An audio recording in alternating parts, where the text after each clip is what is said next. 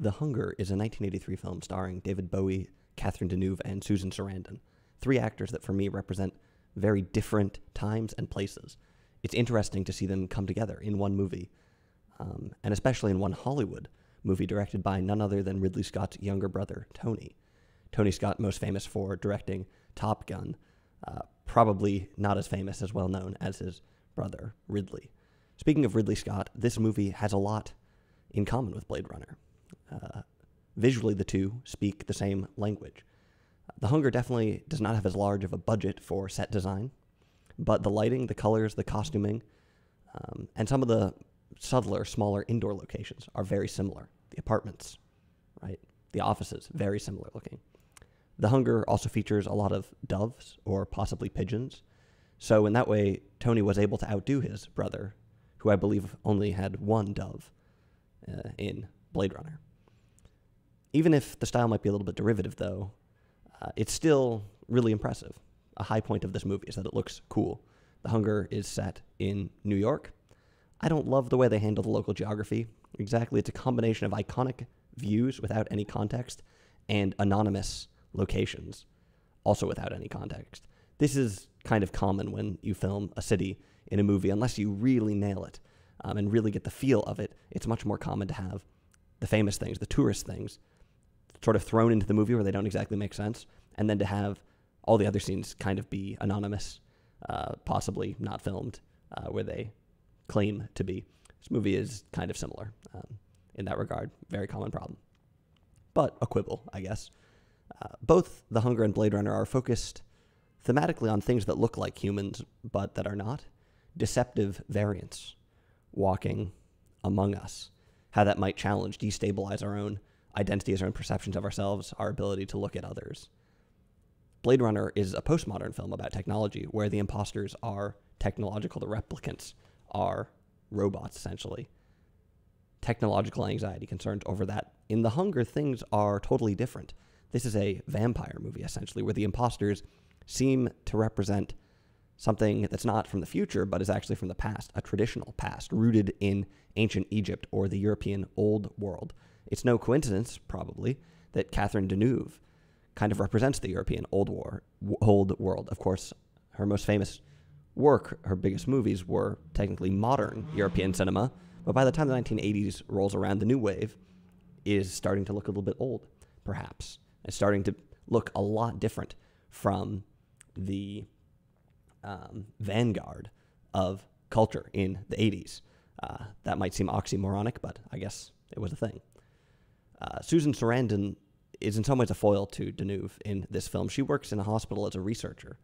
It's possible that the movie's trying to set up some kind of opposition between the new 1980s technology, research hospitals technology, and some kind of old world tradition, mysticism, cultural elitism, something like that.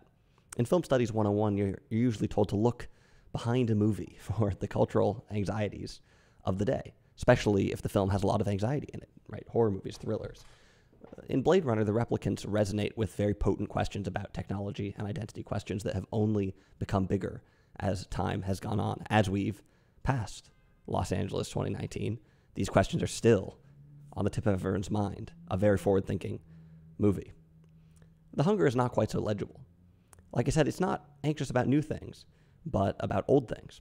And maybe this is the idea, that as society has become more and more saturated with technological optimization, something that was in some ways a hallmark of the 1980s, particularly on the cultural front. As optimization became more and more commonplace, somehow we might be blind to something old. We might have some weakness, something we're not considering, a soft spot. We've kind of had a moment like this in the real world, to some extent, with the recent global pandemic, in which lots of technology, seemingly irrepressible, unstoppable technology, was in fact undermined and destabilized by something natural, something that in some ways is very old. This movie kind of has something similar like that. Of course, there's a lot of movies about sickness, and it's all kind of similar in some ways, and this vampirism is in some ways a sickness, a contagion, right? And that's an interesting question. What are the contagions in society? Of course, there are real sicknesses, but if there's an opposition here, maybe vampirism is a contagion, but perhaps the technology of the 1980s and this optimization also was, and these two things are, to some extent, duking it out. It's hard to know exactly what this movie thinks about the 80s.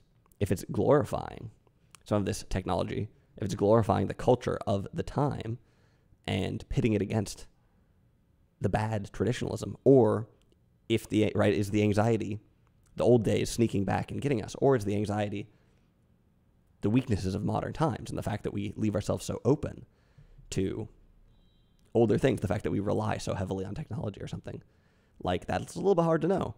David Bowie's in this movie playing, not exactly clear what he's playing, but some kind of, basically himself. And David Bowie, I guess to some extent, represented the cultural vanguard of the 80s, as I was saying. And so it seems to be, to some extent, celebrating this.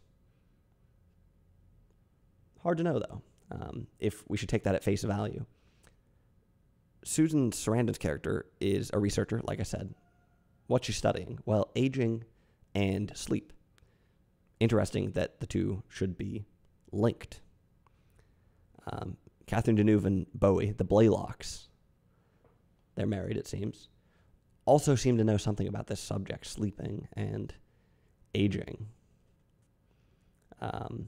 You probably got to watch the movie if you want to know exactly why. I don't want to spoil too many things about this, because this is a movie that depends somewhat on some twists. Bowie asks Deneuve at one point, how much does she know? He asks him, how much does Susan Sarandon's character know? That is.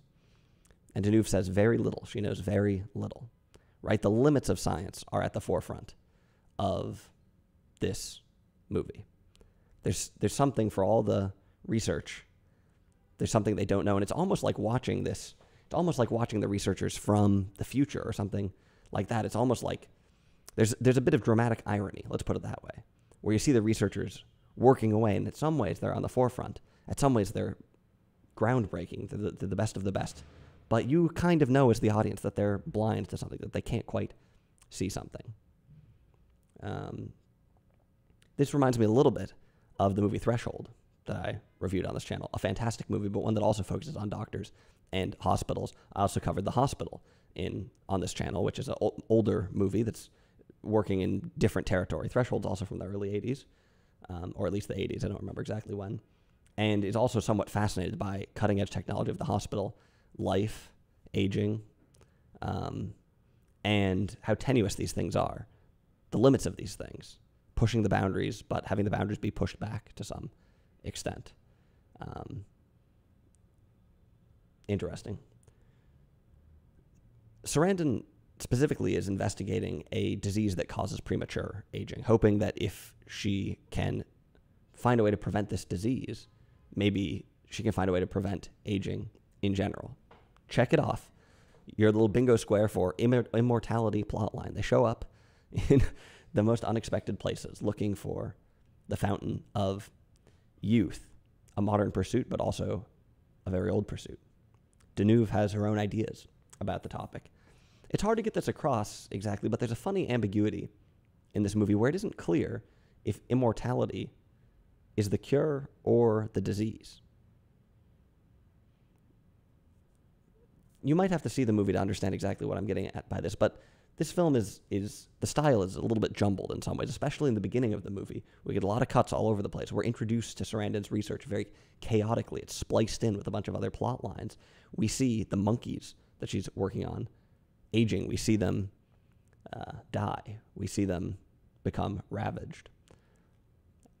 It's part of the research. Is it the goal of the research to infect these people, to spread this disease? Yes, to some extent, it is. With the ultimate aim of preventing it, I guess. But as we begin to lean more and more into the immortality plotline, we see more and more issues with it. It's unclear if it is the cure or the disease. It isn't entirely clear if we want science to win in this movie. This ambiguity is a strength of the film, I think. It reminds me some of Cronenberg's films. David Cronenberg's films often take us completely off the map, put us into alien moral territory. Sometimes Ridley Scott puts us in alien moral territory, but a very different type of alien in this sense. With Cronenberg, we often end up in the wilderness, in deep space, in completely new territory with very few reference points, trying to understand fundamental moral concepts of a new world that we're only just beginning to enter, a new world around the corner. This movie does some kind of similar things in some ways. It's kind of has moments of a morality play. It hints at a morality play here and there with like the hospital, the experiments, vampires, immortality. There's hints at these morality play kind of topics, but the movie is askew, turned on its head a little bit, and rather than any sort of clear resolution, we're racked by the ambiguities of the situation. And perhaps that's part of the moral of it. Perhaps that's part of the modern condition. Perhaps that's the result of the rapid optimization of the 1980s. And I guess the modern times in general.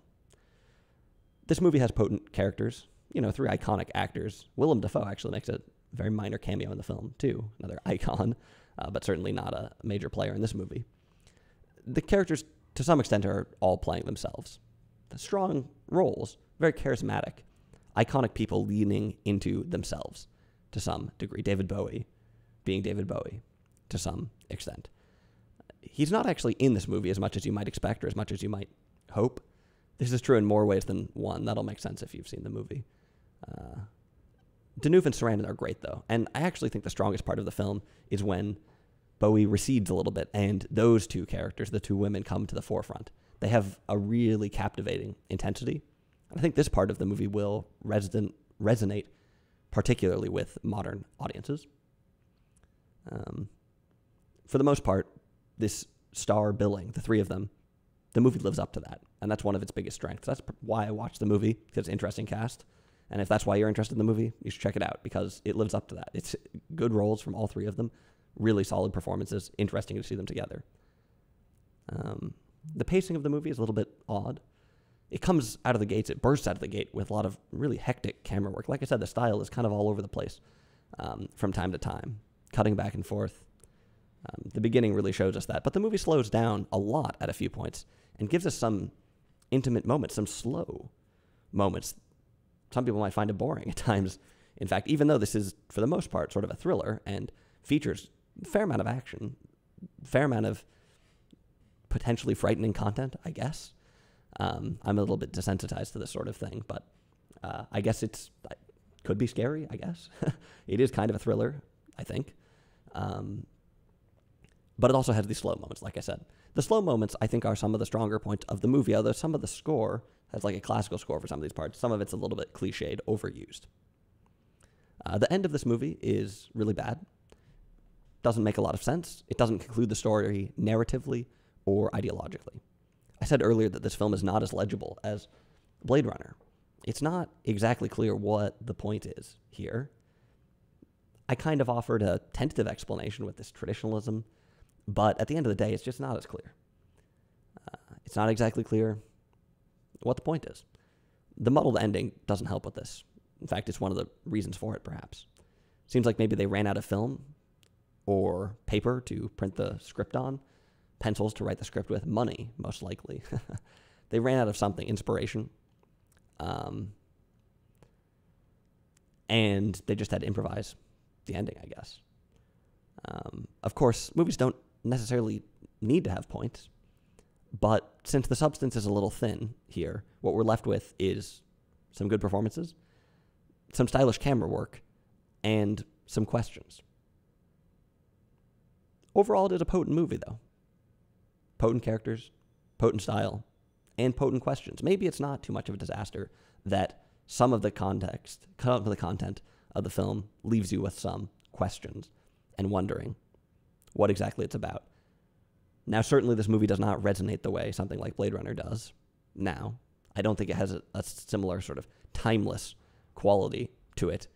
This is, I think, for many people going to seem like an artifact of the 80s. And in a way, Blade Runner also is, but I would say they're, to me, completely different sorts of things. Maybe it's a completely unfair comparison to make. But certainly, if you're interested in the actors, this is a movie worth watching, and it's a movie that delivers in some surprising and unexpected ways, particularly for modern audiences. There's some things in this movie that I think will surprise you that make it certainly worth checking out. So that's The Hunger from 1983. Like I said, I'd recommend it.